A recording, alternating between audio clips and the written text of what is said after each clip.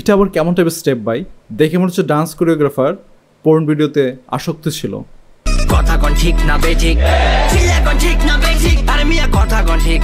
Hey guys, welcome to my another reaction video.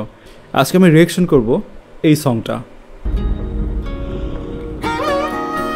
আর শুরুতে আমরা হিরোইনকে হেঁটে আসতে দেখছি।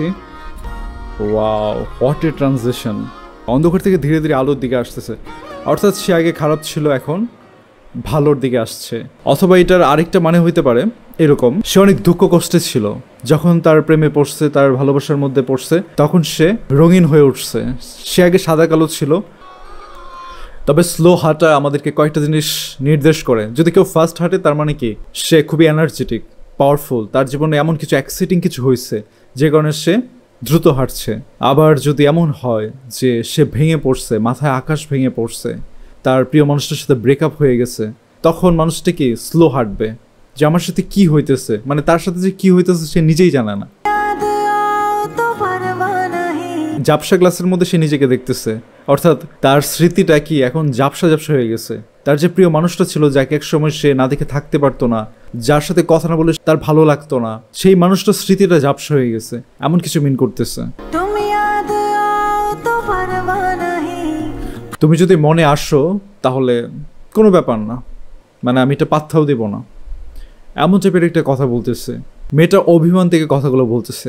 আমাকে যদি ভুলেও যাও তবু আমি কোনো অভিযোগ করব না।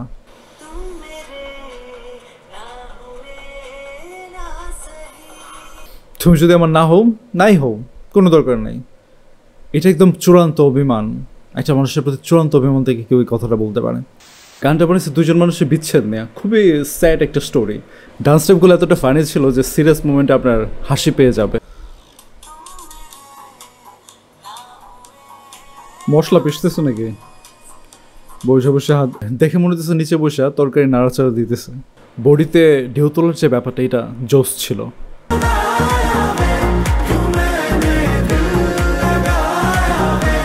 আর ছেলেটার ডান্স পুরাই ফায়ার। দেখেই বোঝা যাচ্ছিল যে বাজারে বেগ টেনে তার হাতে অনেক ব্যথা হয়ে গেছে, আর যে কারণে হাতটা এইভাবে ভাঁজ করে সে ডান্স করতেছে। দেখাচ্ছে যে হাতে অনেক ব্যথা, প্রচুর ব্যথা। কি ব্যথা!